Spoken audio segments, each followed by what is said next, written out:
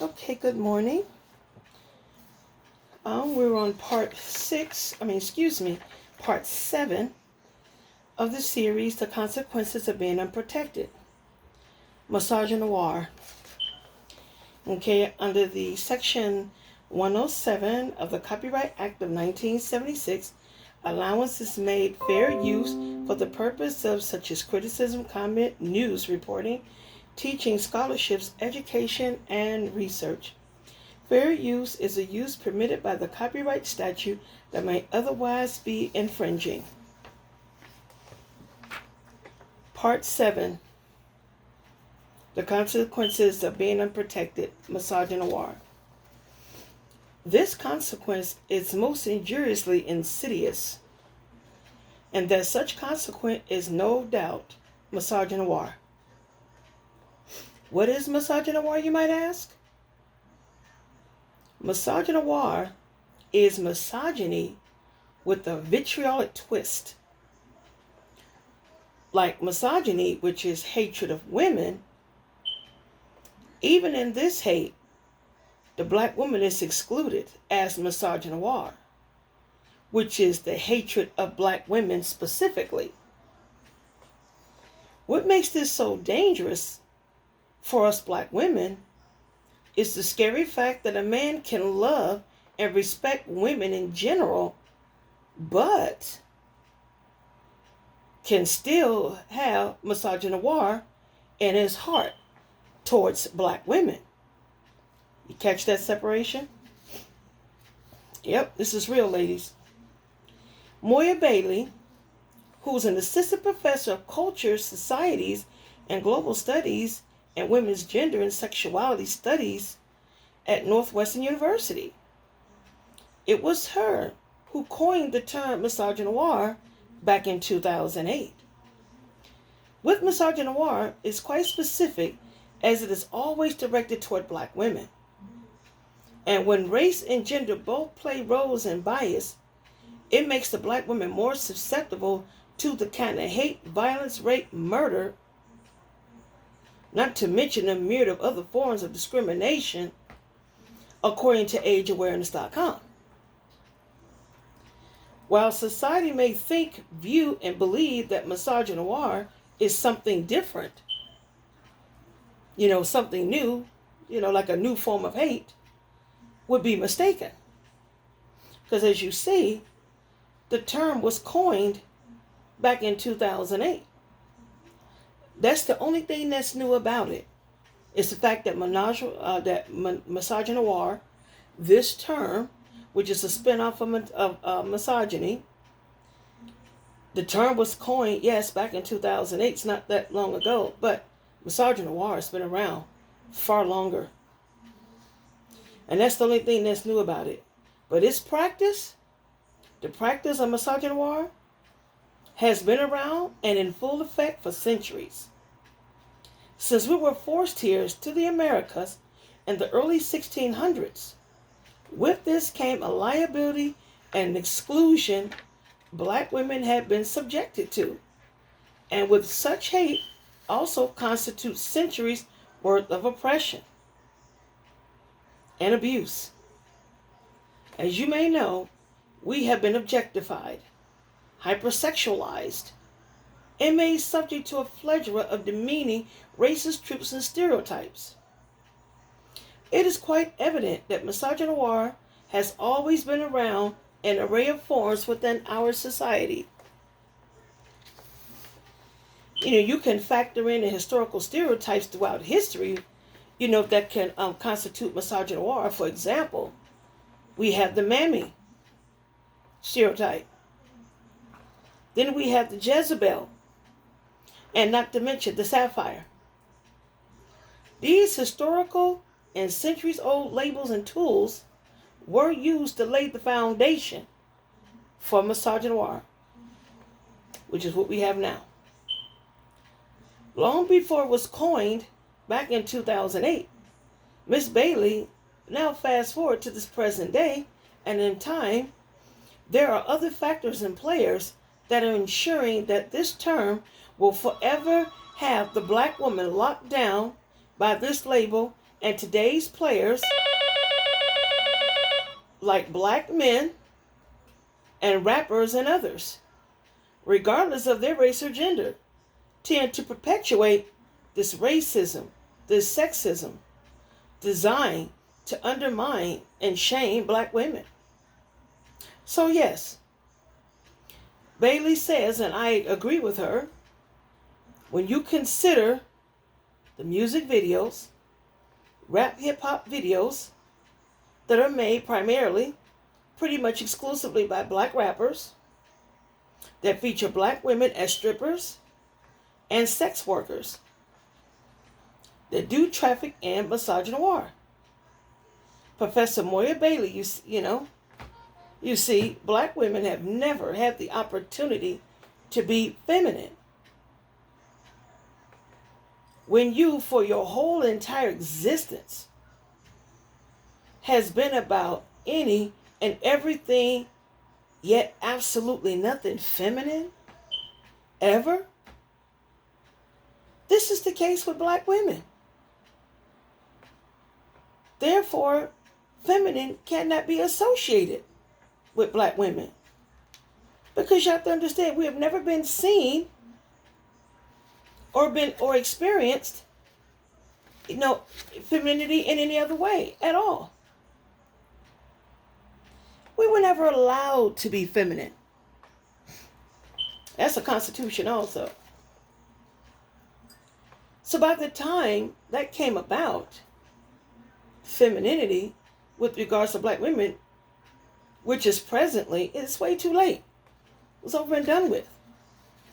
When you've been denied, we're 400 years behind other women. Black women are 400 years behind what it means to be a woman. Black women are 400 years behind in femininity. What constitutes femininity and the power of femininity. But what confuses people is that our beauty is not to be compared to anyone else, ironically. Which is why it has always been imperative to keep the black woman subjugated and under control. It is no different than the white slave owners who made it a capital offense if the slave was caught learning how to read and write. Keeping the black woman under attack is no different, really. It's just like once a slave knows how to read and write, let's say we'll have an idea on what's going on. And that creates revolts and revolutions because you can't enslave an educated person.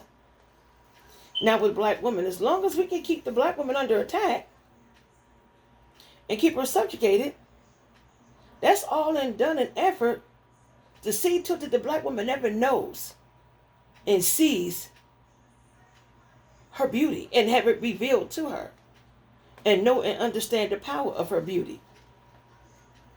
So as a result, the ongoing shaming a black woman for just about anything, even breathing, whether it's body image, for weight example, looks, hair texture, hair color, and length, skin tone, how light, how dark, eye color, how light or dark. This all falls under what is called featureism. Featureism, ladies and gentlemen, if there are any listening, is synonymous with colorism. It's also it's a big component of misogynoir and are very prevalent in our society. There's also texturism. This is one nasty component. What makes this one so vile is the ultimate in femininity. We've all heard the old saying, your hair is your crowning glory. I've heard this throughout my childhood.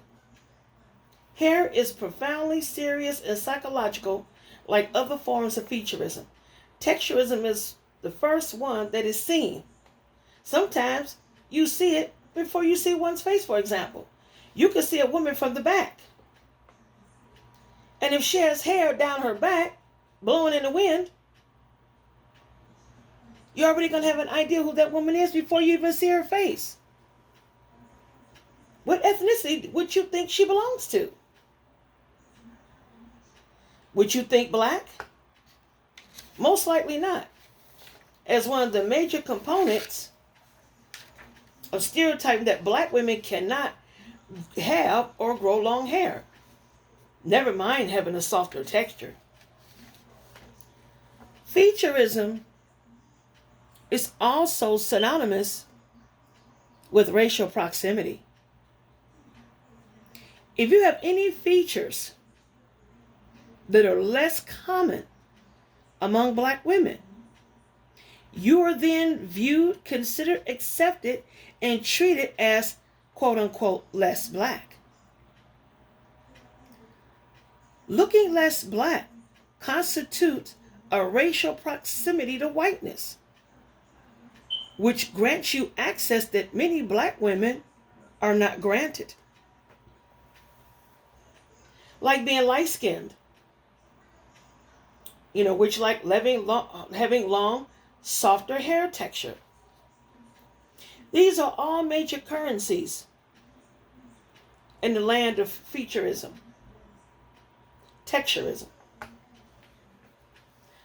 Black women who do not have access or have such currency can have and suffer major consequences in and throughout their lives and relationships with others, especially with those who are representative to that racial proximity and featureism.